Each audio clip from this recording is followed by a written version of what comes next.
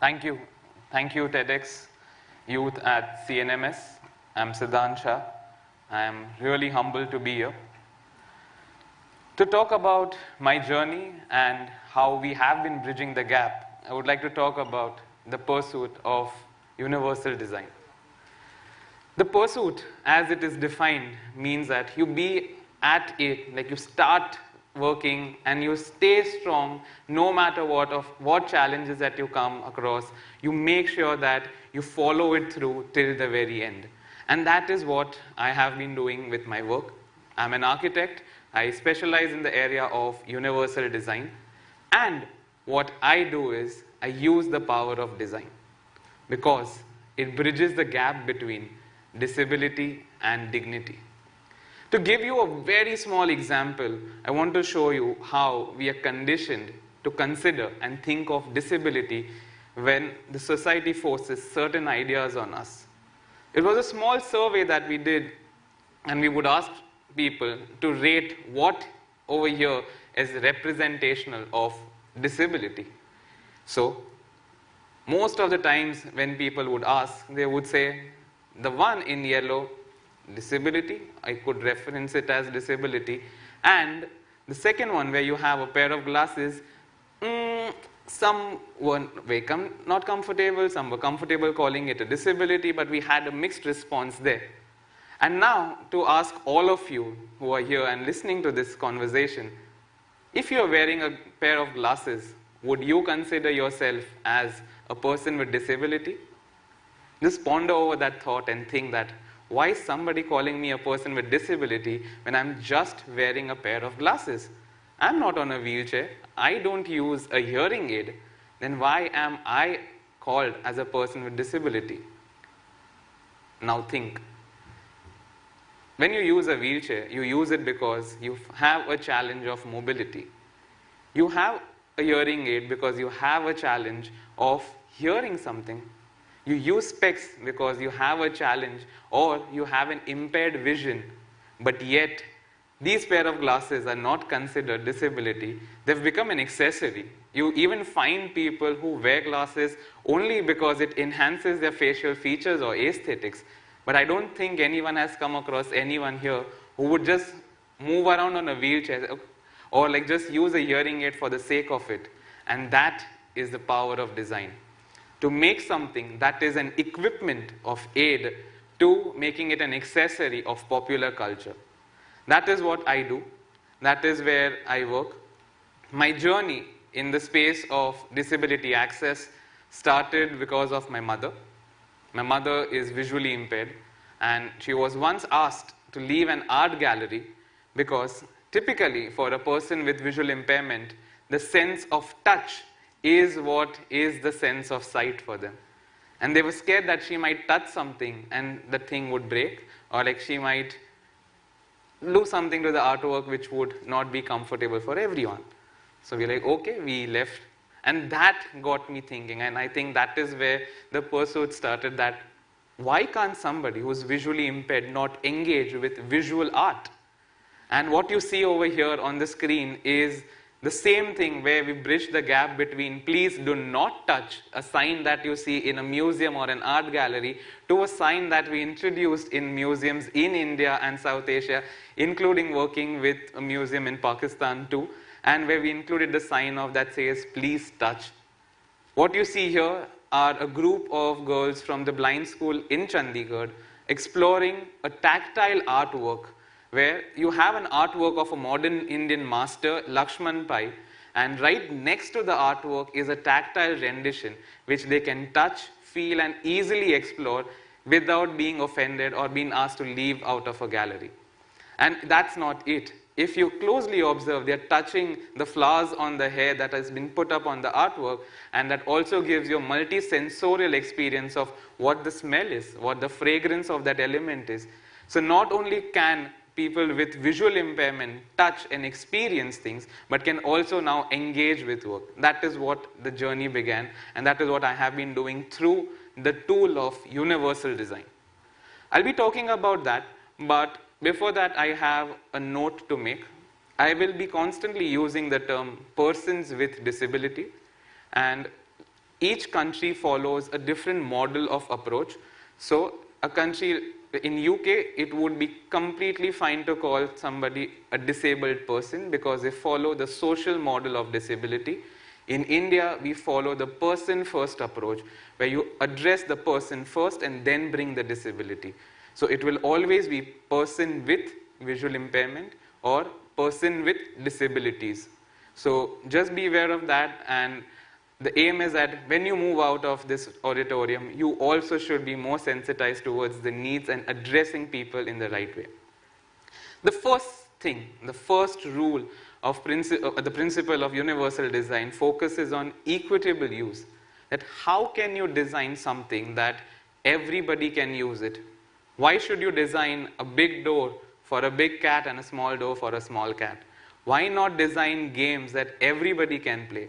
So what you see here are tactile games. There's Snakes and Ladder, there is Ludo, which a person with vision and a person without vision or completely blind can play. What you see are a group of girls exploring the games that have been provided to them. It has a tactile approach, there is braille on it, and it has also colors that are useful for a person with color blindness. So the idea is that you work across the spectrum, you create a game where you make sure that everybody comes together and they play. And also to make sure that for people who want to explore further games, so this is a Rubik's Cube that is designed with tactile elements.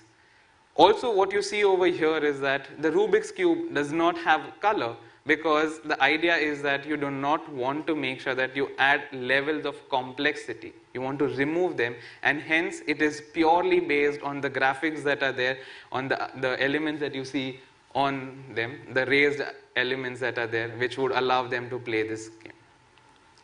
The second element of universal design is being very simple and intuitive. It needs to be like your phone, like I'm sure like you close your eyes and you can swipe your phone and you know where the numbers are if you have a passcode. That is how technology is getting more and more intuitive. It is also becoming more user-based, it is giving you that user experience. It is being more user-integrated, where the human is at the apex of design. And that is an approach of human-centric design that is very important for universal design. And when we talk about simple and intuitive use, the idea is that you eliminate whatever you don't want, but you don't miss out on the aesthetics of it. This was a project that we did in Juhu with the police and the Lions Club Juhu here, and with working across the different public toilets over here and providing braille signage. But if you observe and if you focus closely on the icon of the female here, it's a raised alphabet and the raised icon. So anybody who is also unlettered in braille, if they don't know how to read braille and their education only allows them to read and understand the letters, they can touch and feel the letters also, they can read braille also, and if not, there is an icon that is raised that gives them an idea of what kind of a toilet is it. So also the use of color is minimal. It is exactly what is required and placed at a height where they can touch, feel and understand easily. One of the most important things that we focus on is zero tolerance for error. A ramp, if it's not designed well, could cause serious damage to the person using it, to the person who's escorting the person, or even anyone simply using that ramp, and if they trip off, if the handrail is not in place, it can be a serious major concern. Our journey, the reason why we call it the pursuit is because still, after doing so much, and I would say we're still scratching the tip of the iceberg, in our country, sadly, we also come across examples like this.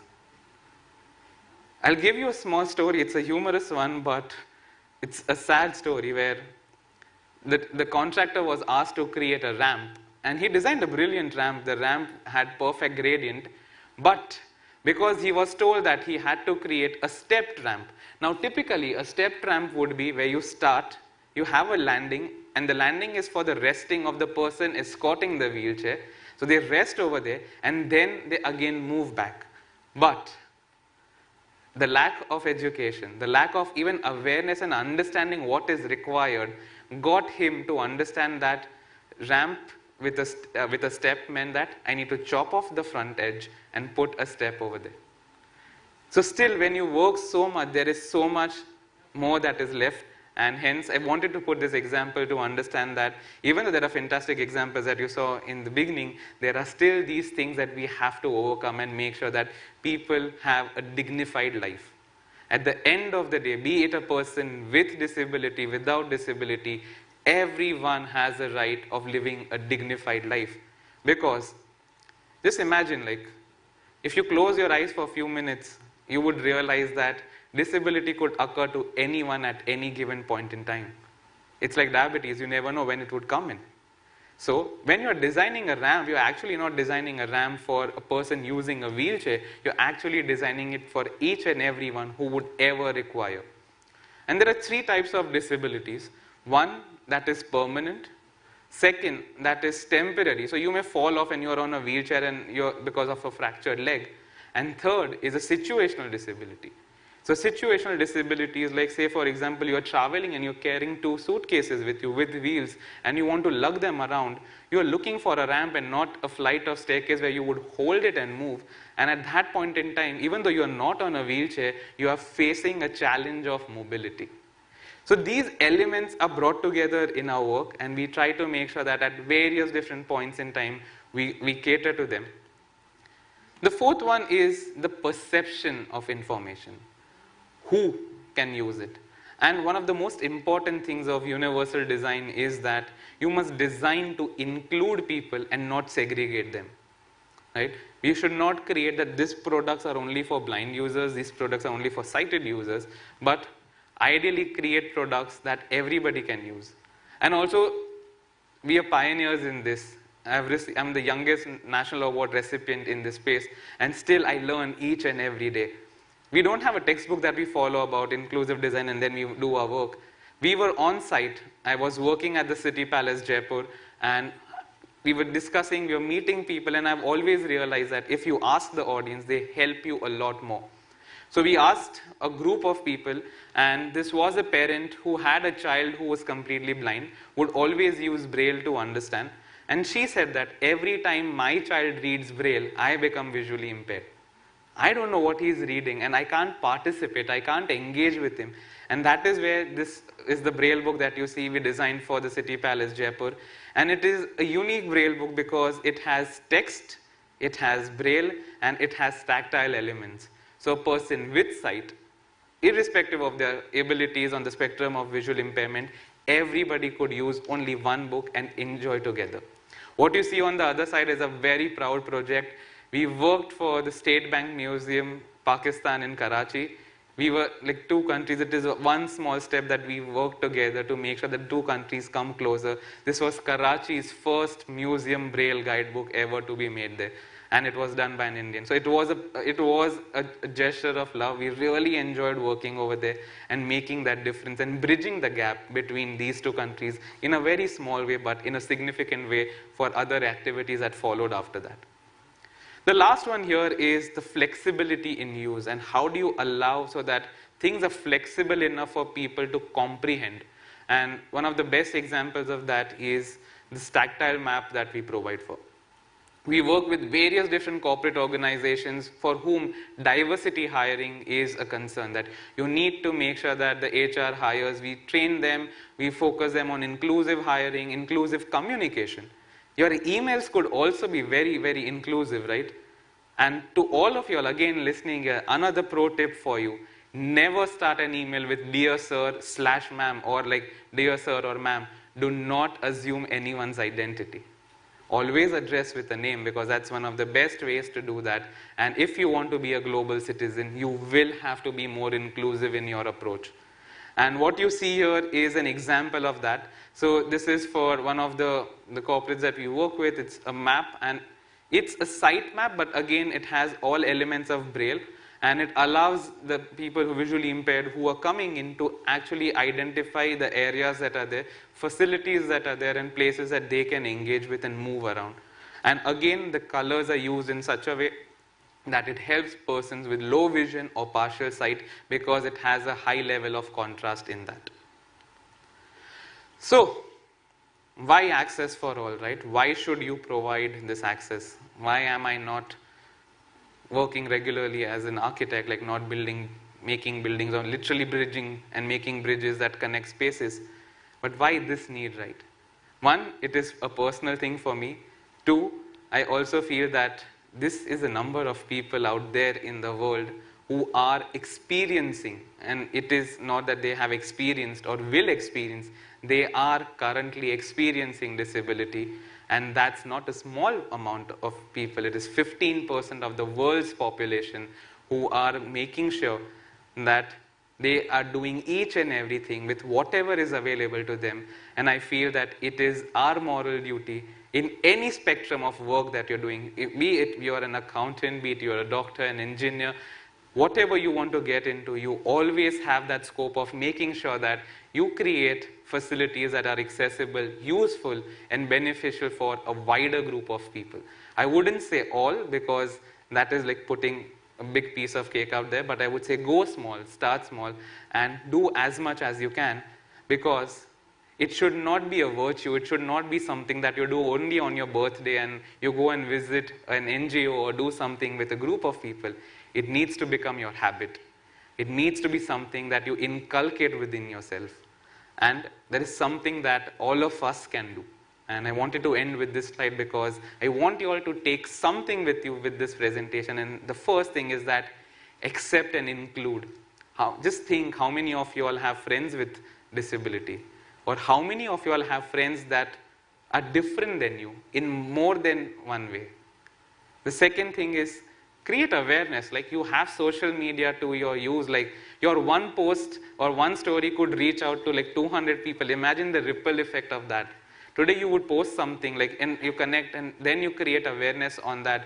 There are multiple people. You may actually even ignite one mind to think on that. Imagine the impact that you're doing, you're creating with your work. And the last thing is that take action. It is very good to think. It is very good to just, like write down goals, but it is extremely important to take that action. I will do something is great, but I am doing is more important. And to do it, it is very important. And on that note, I end my presentation. I thank the entire management for this. And I thank you all for listening this. And please do connect, and let's talk about Access for All. Thank you.